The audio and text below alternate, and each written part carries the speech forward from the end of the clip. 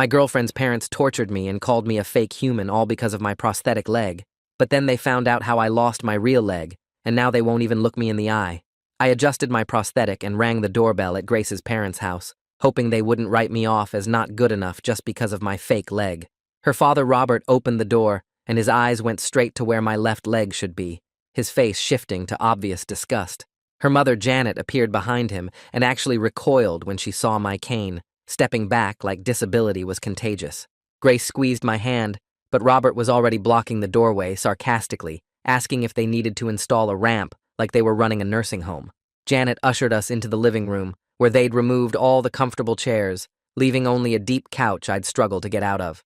Robert commented, "We were hoping Grace learned her lesson after her last ex, but apparently she has a type. Broken things she thinks she can fix." Grace's face went red, but before she could respond, Janet asked what I did for work. When I mentioned my disability benefits while I was in vocational training, Robert laughed, saying, "So you're a welfare queen. Our daughter is dating someone who steals our tax dollars to sit at home." Janet added that her hairdresser's son lost both legs and still managed to run a business, so what was my excuse for being a parasite?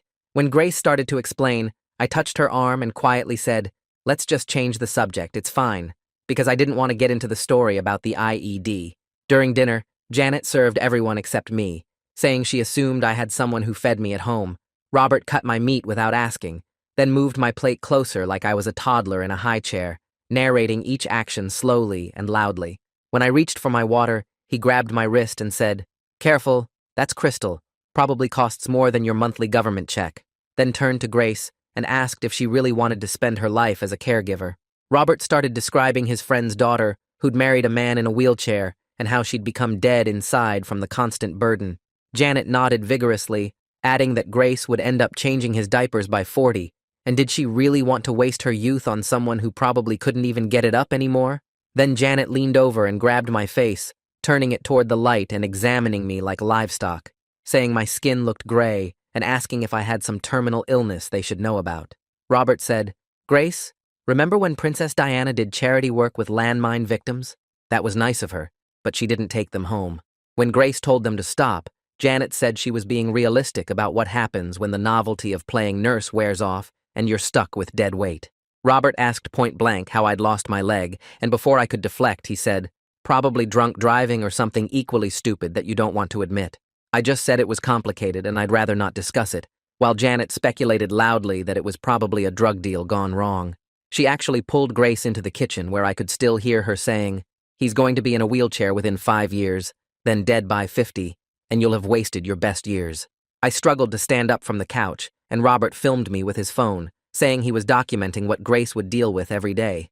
Janet returned and dumped my cane in the trash, saying, "Oops, thought that was garbage like everything else you brought into our home." Robert grabbed my prosthetic leg through my pants and yanked on it, asking if it was even real. He said, "Grace, sweetheart, you could have any man you want. Why are you settling for 3/4 of a person?" Janet added that she'd rather Grace be a lesbian. At least then they could lie to their friends about who she's dating. That's when the front door opened and someone called out, "Sorry, I'm late." A young man in his 20s walked into the dining room and stopped dead when he saw me. I recognized Ethan instantly, and my whole body started shaking. Me and Ethan had served in Iran together.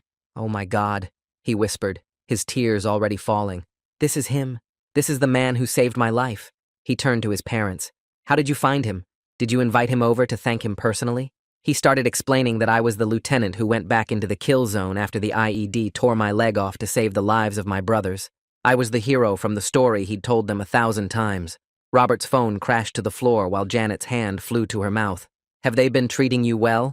Ethan asked me in regards to his parents. I stared at Ethan for what felt like forever, while Robert's phone stayed on the floor and Janet's hand stayed frozen at her mouth. My throat felt tight, and I couldn't make words come out. Grace's hand gripped mine harder, and she stood up from the couch. "They've been treating him like garbage," she said, her voice shaking. She pointed at the trash can where my cane stuck out. "Your mom threw his cane in there and called it garbage." Her face turned red as she kept going. "Your dad grabbed his prosthetic leg through his pants and yanked on it." She was crying now, but kept talking.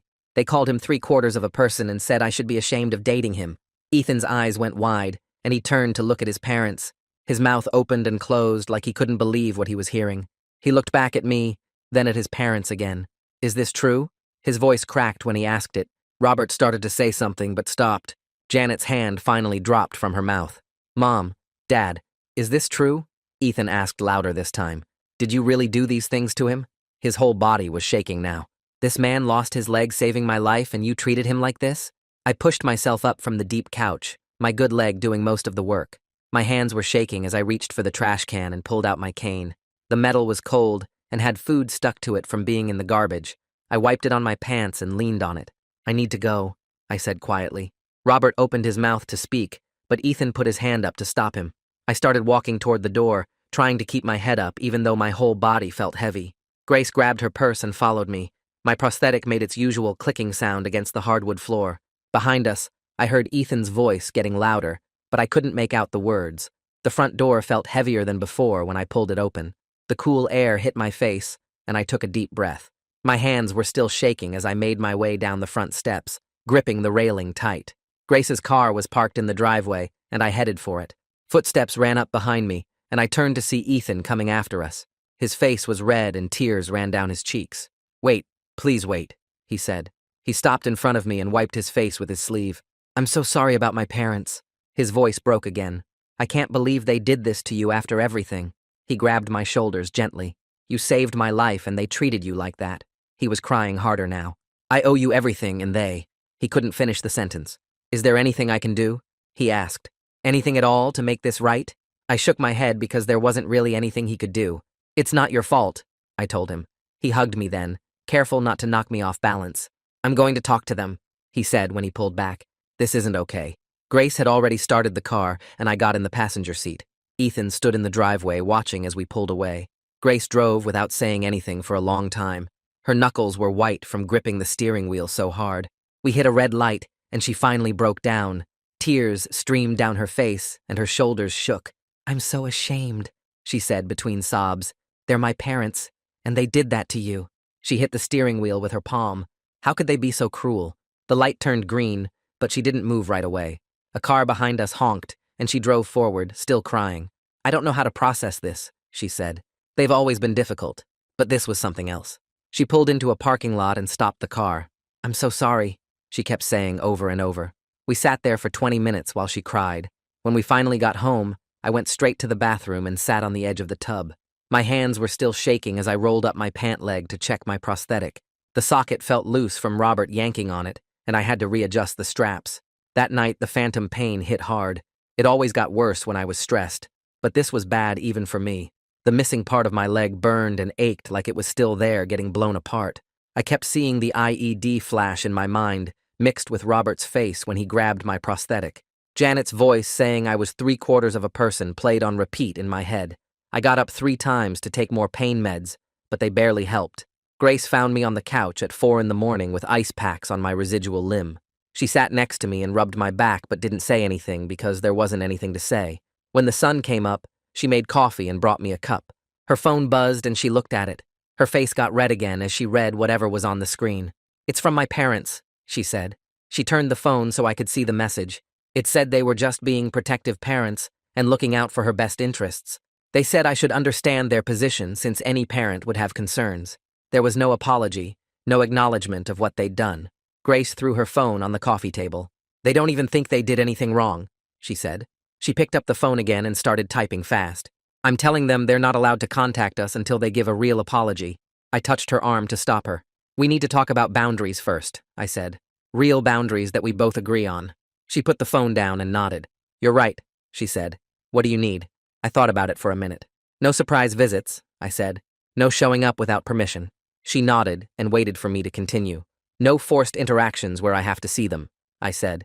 And absolutely no physical contact ever again. She grabbed a notebook and started writing it down. I'll send this to them today, she said. These are non-negotiable. She kept writing, adding her own boundaries to the list. I need to call the VA, I said. I need to see my therapist soon. Grace handed me my phone and I found the number. The receptionist said they could fit me in for an emergency session later that week. I took the appointment and hung up. My leg still hurt, and I knew this was going to take time to work through. 2 days later, my phone rang while I was adjusting my prosthetic socket for the 3rd time that morning. Baxter's name showed on the screen, and I picked up knowing he'd want an update on my job prep. He asked how the practice questions were going, and I told him I was still on track despite some personal stuff happening. He reminded me the interview was in 2 weeks, and we'd scheduled another mock session for Thursday. After hanging up, I saw a text from Ethan asking if we could meet just the two of us to talk. My hands got sweaty looking at his message, but I typed back suggesting the coffee shop on Main Street at 2 o'clock. He agreed immediately, and I spent the next hour pacing my apartment and checking my prosthetic straps over and over. At the coffee shop, I picked a table near the exit and kept my cane within easy reach while waiting. Ethan walked in 5 minutes late, looking tired and older than when I'd last seen him at dinner. He sat down and ordered black coffee, then stared at his hands for a full minute before speaking. He told me his parents had always been scared of him coming home disabled after his deployment. He said they'd seen what happened to their neighbor's son, who came back in a wheelchair, and it made them paranoid about disability. He was clear their fear didn't excuse what they did to me, but wanted me to understand where it came from. We sat there for 40 minutes while he talked about growing up with parents who treated his military service like a death sentence waiting to happen. When I got home, I had 3 missed calls from the VA about my emergency therapy appointment being moved up to tomorrow. The next morning, I drove to the VA hospital and signed in at the mental health desk 20 minutes early. Sophia called me back right on time, and we sat in her small office with the fake plant and motivational posters. She asked me to describe what happened at dinner, and I went through every detail from the trash can to Robert grabbing my leg. She stopped me several times to ask how my body felt during specific moments, and I realized my shoulders were up near my ears, just remembering it. She explained that their treatment was assault and had nothing to do with my worth as a person. We spent the rest of the session working on breathing exercises, and she taught me a grounding technique using my 5 senses. That evening, Grace showed up at my door with a duffel bag and red eyes from crying. She came in and dropped the bag by the couch, then sat down and pulled her knees up to her chest. We needed to figure out if our relationship could handle her parents and what boundaries we both needed. She started listing everything we'd need to address, from holiday visits to potential future kids, and how to protect them. I wrote notes while she talked, and we filled 3 pages with boundary requirements and deal breakers. My phone buzzed with another text from Ethan saying he'd confronted his parents again that afternoon. He said they kept calling me a hero, but wouldn't admit they'd personally hurt me as an individual human being. He was frustrated because they acted like my military service canceled out their cruelty rather than making it worse. 2 days later, I sat in Baxter's office for our mock interview, wearing my only suit that still fit. He started with basic questions about my work history, and everything was fine until he asked about the gap in employment. My chest got tight, and I couldn't get enough air even though I was breathing fast. Baxter stopped the interview and got me water while I bent forward trying not to pass out. He rescheduled for next week and suggested I talk to Sophia about interview anxiety strategies. That night, Grace showed me an email from her dad that was supposed to be an apology. Robert spent 3 paragraphs talking about how hard it was for parents to watch their daughter date someone disabled. He mentioned his fears about Grace becoming a caregiver and how that wasn't the life he'd imagined for her. There was one sentence saying he shouldn't have grabbed my prosthetic, but then immediately added that I should understand his protective instincts. I deleted it without responding, and Grace didn't argue with my decision.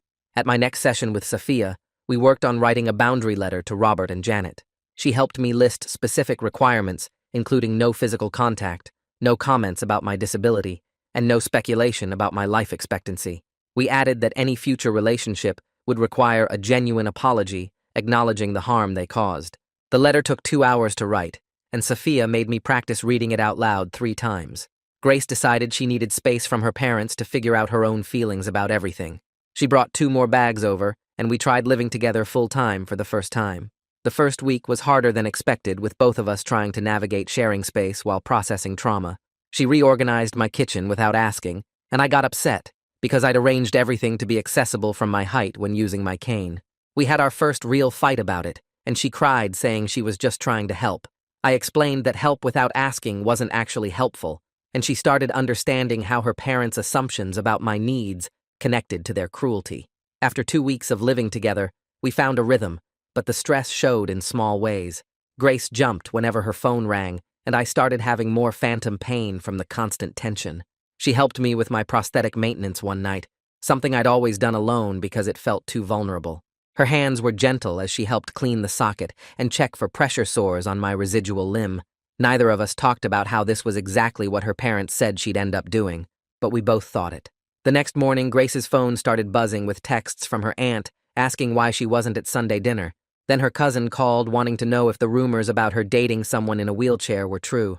Grace put the phone on speaker while making breakfast, and I could hear her uncle in the background saying something about me probably being a drug addict. Her grandmother left 3 voicemails crying about how Grace was breaking the family apart over some man nobody knew. Grace deleted each message without listening to the end, and her hands shook as she cracked eggs into the pan.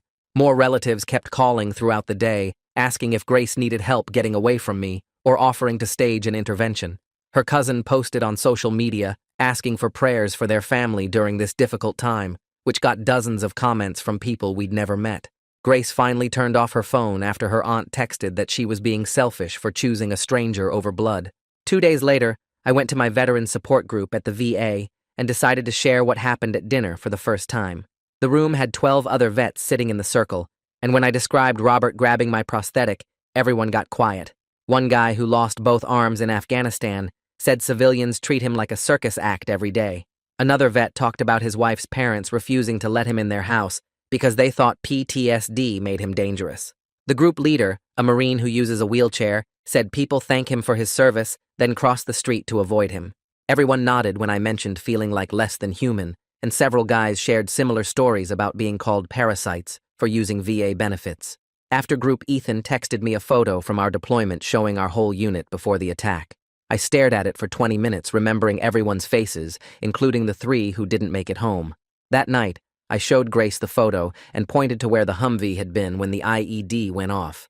I explained how the blast threw me 15 feet, and when I tried to stand up, my left leg was just gone below the knee. Blood was pumping out so fast I could see it spraying in the dirt, but I could still hear Ethan screaming from inside the burning vehicle. I dragged myself back using my rifle as a crutch, while my femoral artery painted everything red. The medic said later, I should have bled out in 90 seconds, but somehow I pulled Ethan and 2 others out before collapsing. Grace held my hand, while tears ran down her face, and I described the helicopter ride where they kept pumping blood into me. She asked why I never told her the details, and I said most people don't want to hear about watching your own leg disappear. The next evening, Grace opened up about her ex who'd stolen $40,000 from her over 2 years. He convinced her to add him to her bank accounts, then slowly drained everything while making her think she was bad with money. Her parents had to bail her out financially and watched her have a complete breakdown when she discovered the theft. She said they became protective after seeing her lose everything to someone who claimed to love her. I told her I understood their fear, but it didn't excuse treating me like garbage. 3 days later, I was home alone when someone knocked hard on the door, and I saw Janet through the peephole. She kept knocking and calling out that she just wanted to apologize, but I didn't move from the couch. I texted Grace at work, and she said she was on her way home immediately. Janet stayed outside for 30 minutes, alternating between knocking and sitting on the front steps. When Grace pulled up, I watched through the window as she confronted her mother before Janet could reach the car. Janet tried to hug her, but Grace stepped back and kept 3 feet between them. I could hear Grace saying her mother needed to respect boundaries, and coming here without permission was exactly the problem. Janet started crying and admitted she'd been cruel at dinner, but she was terrified of losing Grace. She said watching Grace with her ex nearly killed her, and she couldn't go through that again. Grace told her that treating me like trash wasn't protecting anyone, and Janet finally admitted she'd been horrible to me. She asked if she could come in to apologize properly, but Grace said not without discussing it with me first. Janet left after 20 more minutes of Grace holding firm on the boundaries we'd established together. The next morning, I went to the police station to file a report about Robert grabbing my prosthetic at dinner. The officer took my statement and said assault charges were possible, but I told him I just wanted documentation.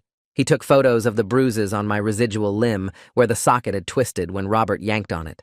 The report took 2 hours to complete with all the details about what Robert and Janet had said and done. I got a case number and copies of everything in case we needed them later for a restraining order. That afternoon, Baxter called saying he'd arranged a tour at an adaptive workplace that specifically hired disabled veterans. The facility had modified workstations and assistive technology for people with different physical limitations. During the tour, I saw a double amputee programming computers with voice recognition software and a blind vet running the reception desk. The manager, who had a prosthetic arm, showed me 3 job openings that matched my skills and said they could start me part-time while I finished vocational training. Seeing other disabled vets working regular jobs and joking around made me realize I'd been isolating myself too much. That evening, Ethan texted inviting us to dinner at his apartment, just the 3 of us without his parents. He said he wanted to talk about what really happened over there, and what coming home actually means for people like us. We spent the next hour at Ethan's place talking about what would actually fix things with his parents. I pulled out my phone and started typing a list of what a real apology would need to include. First, they'd have to admit they physically assaulted me when Robert grabbed my prosthetic. Second, they'd need to acknowledge the cruel things they said weren't protective, but abusive. Third, they couldn't make excuses about being worried for Grace. Ethan nodded as I read each point and said he'd talk to them without us having to deal with them directly. Grace's phone buzzed while we were cleaning up the dishes, and her face went white. She showed me the screen where Robert had texted her an ultimatum, saying she had to choose between me or her family. She immediately took a screenshot and started typing back that real families don't force those kinds of choices. Her hands were shaking as she hit send and told him she wouldn't be manipulated like that. The next morning, Grace sat at my kitchen table writing her own letter to her parents. She wrote for 3 hours, crossing things out and starting over until she had 4 pages. The letter explained she wouldn't be forced to choose, but also wouldn't tolerate any more disrespect toward me. She set clear boundaries about when she might consider seeing them again, which was at least a month away. She sealed it in an envelope and drove to their house to leave it in the mailbox without knocking. 2 days later, I had my regular therapy appointment with Sophia at the VA. She had me practice different scenarios for if I ever had to see Robert and Janet again. We role-played me staying calm while she pretended to be Robert making comments about my leg. I practiced my exit strategies, like having Grace's car keys in my pocket and sitting near doors. We went through de-escalation techniques where I'd redirect conversations or simply leave without explaining. Sophia helped me realize I didn't owe them any response to their provocations. The following week, I drove to the adaptive workplace for my real job interview. My palms were sweating as I walked into the conference room where the interviewer was waiting. He had a prosthetic arm and immediately put me at ease by joking about us being the bionic team. He asked about my military experience and how I handled stress, focusing on what I could do rather than my limitations. We talked about the specific job duties, and he showed me the modified workstation they'd set up. I answered his questions about my availability and schedule flexibility around my VA appointments. When he asked about gaps in my employment, I explained my recovery and vocational training without getting defensive. At the end, he shook my hand firmly and said they'd call within a few days. I walked out feeling like I'd actually nailed it despite my nerves. That evening, Grace was scrolling through social media when she suddenly cursed and showed me her phone. Janet had posted some vague status about family challenges and difficult times that made her sound like the victim. Several of their family friends had commented with sympathy and support, not knowing the real story. Grace immediately commented publicly calling out her mother for playing victim after assaulting a disabled veteran. She posted a brief version of what really happened at dinner, and within minutes, Janet deleted the entire post. We sat down that night to figure out how to handle the family gossip without getting sucked into drama.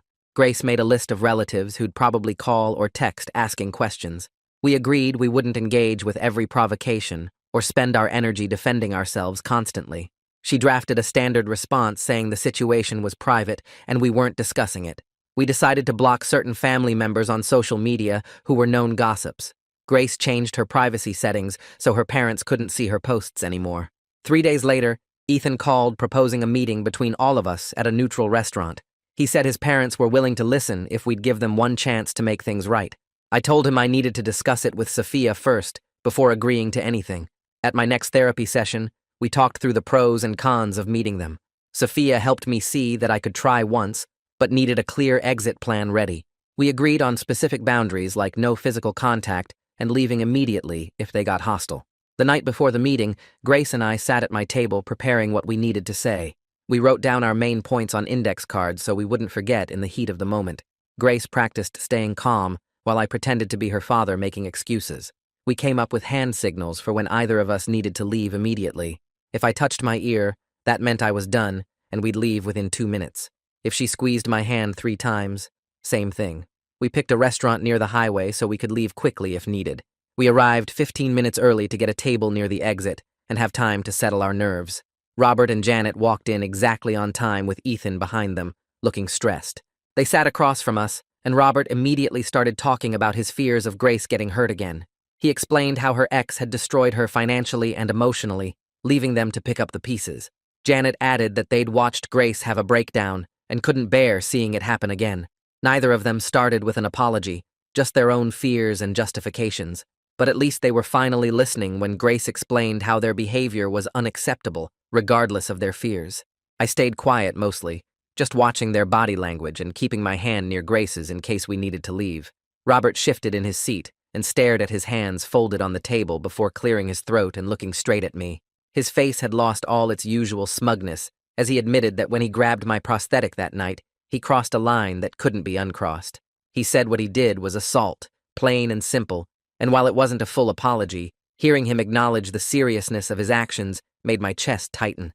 I pulled out my phone and showed him the photos I'd taken of the bruises on my residual limb from where he'd yanked on my prosthetic, explaining calmly that I had everything documented and could press charges if I wanted to. The color drained from his face as I scrolled through the images, but I told him I was choosing not to file a report as long as he respected my boundaries going forward. I listed them clearly: no physical contact of any kind, no comments about my disability, no filming me without permission, and no speculation about my medical condition or life expectancy. Janet started to say something, but I held up my hand and continued, adding that if they wanted any relationship with Grace, they'd need to treat me with basic human dignity. Grace took over then, her voice steady, as she told her parents she'd consider slowly rebuilding contact if they consistently respected our boundaries for a full month. She wanted to see actions, not just words, and made it clear that any violation would reset the clock or end things permanently. Robert nodded slowly, while Janet twisted her napkin in her lap, both of them looking older than when we'd arrived. We left the restaurant without ordering food, and Grace drove us home in silence while I watched the city lights blur past the window. The next few days were quiet, with no texts or calls from her parents, while Ethan kept us updated that they were processing everything. The silence felt strange after weeks of drama, but it was actually refreshing to wake up without wondering what new crisis would hit. On the fourth day after the meeting, my phone rang with a number I didn't recognize, and when I answered, it was the HR department from the adaptive workplace I'd interviewed at. They offered me a conditional position pending my background check and medical clearance, starting in 3 weeks with full benefits and accommodations for my disability. Having real employment lined up made my shoulders relax in a way they hadn't in months, knowing I'd have my own income regardless of what happened with Grace's family situation. Grace decided to test the waters by having dinner with just her parents, while I stayed home working on paperwork for the new job. She texted me updates throughout the evening, and after exactly 1 hour, she left when her mother started making subtle digs about how hard it must be for me to find work. Grace walked through my door looking exhausted but proud of herself for maintaining the boundary, showing her parents she was serious about protecting our relationship. 3 days later, a handwritten letter arrived in my mailbox with Robert's return address, and inside was a brief note with no excuses or justifications. He simply wrote that what he did was wrong, that he'd violated my body and dignity, and that he understood if I never wanted to see him again. The letter went into a folder I'd started keeping of important documents, something to discuss with Sophia at my next session. During therapy that week, Sophia and I talked through the difference between forgiveness and allowing people access to your life. She helped me see that I could work toward forgiving Robert and Janet for my own peace, while still maintaining strict boundaries about when and how they could be part of our lives. We practiced different scenarios and responses, and I left feeling clearer about my own limits and needs. 2 weeks passed before Grace suggested trying a public brunch with both her parents at a busy restaurant downtown. We chose a place with multiple exits and agreed to stay for 90 minutes maximum, with both of us ready to leave if things went south. Robert and Janet arrived 5 minutes early and chose a table in the middle of the room, away from walls where I might feel trapped. The conversation stayed surface level, discussing the weather and local news, with a few awkward pauses, but no cruel comments or attempts at physical contact. Janet asked about my new job and managed to sound genuinely interested when I described the adaptive technology I'd be working with. Robert kept his hands folded in his lap the entire time, clearly conscious of not reaching toward me or making any sudden movements. When our time was up, we said polite goodbyes, and Grace and I walked to our car feeling cautiously optimistic about the possibility of managed contact. Ethan was waiting by my apartment when we got home, his face drawn and tired-looking. He admitted he'd been having nightmares about the IED blast since seeing me at his parents' house, reliving the explosion and the aftermath every night. His hands shook as he described waking up in cold sweats, hearing the ringing in his ears and smelling the burning metal and flesh that haunted both our memories. We sat on my couch for 2 hours, comparing our experiences and trauma responses. finding comfort in shared understanding of things most people couldn't imagine. Before he left, we made plans to attend a VA family counseling session together the following week, hoping that processing our shared trauma might help us both move forward. The next morning, Janet called Grace while I was in the shower, and I could hear Grace's raised voice through the bathroom door. Grace paced our living room with her phone pressed to her ear, shaking her head at whatever her mother was saying. When I came out toweling my hair, Grace held up her hand to show she needed another minute. She finally said, "No, absolutely not," and hung up the phone before throwing it onto the couch. Janet had tried to set conditions for future family gatherings, wanting me to promise I'd try harder to fit in with them. Grace called her mother back immediately and told her I didn't need to earn basic respect from anyone. My first day at the adaptive technology company arrived 2 days later, and I woke up at 5 in the morning too nervous to sleep. The commute took 45 minutes on the accessible bus route, and my prosthetic was already rubbing wrong by the time I arrived. The office had automatic doors and wide hallways that made navigation easy with my cane. My supervisor showed me to a desk that could adjust height and had a special cushion for managing pain. The computer setup included voice commands and other adaptive features I'd never seen before. By lunch, my lower back was screaming from sitting differently than I had in months. I took my pain medication in the bathroom and splashed cold water on my face. The afternoon involved learning 3 different software programs, while my phantom pain flared up every 20 minutes. My coworkers invited me to join them for coffee breaks, but I needed those times to stretch and adjust my prosthetic. By the end of the first week, I'd proven I could handle the workload despite the physical challenges. The chronic pain required constant management, but I was contributing something meaningful again. That Friday evening, I found a voicemail from Robert on my phone that I'd missed during work. His voice sounded different, quieter and less confident than I'd ever heard it before. He explained that his father had been disabled from a construction accident when Robert was 15. He'd spent years helping with caregiving while watching his mother burn out from the stress. Seeing me had triggered all those memories of helplessness and anger from that time. He acknowledged it wasn't an excuse for his behavior, but wanted me to understand where it came from. I deleted the message without responding, but mentioned it to Grace when she got home. That weekend, Grace and I sat at our kitchen table with cups of coffee getting cold between us. She brought up the timeline we'd discussed for moving in together permanently and suggested we slow things down. We needed to be sure we were choosing each other for the right reasons, not just bonding over trauma. The conversation lasted 3 hours as we talked through our fears about the future. Grace worried she was rebelling against her parents by being with me, rather than genuinely choosing our relationship. I admitted I sometimes wondered if she stayed out of pity or guilt about what happened. We decided to keep our separate places for at least 6 more months while we figured things out. 2 weeks later, Robert texted asking if he could pay for a replacement cane since Janet had thrown mine away. I agreed to meet him at a medical supply store downtown on a Tuesday afternoon. He arrived 10 minutes early and waited by the entrance without trying to help me out of my Uber. Inside the store, he stayed quiet while the specialist measured me and discussed different options. Robert kept his hands in his pockets the entire time and stepped back whenever I moved. He paid for the custom carbon fiber cane without commenting on the price. We walked to our cars without speaking, but he nodded once before driving away. Janet started changing her social media habits around the same time, removing old posts about family.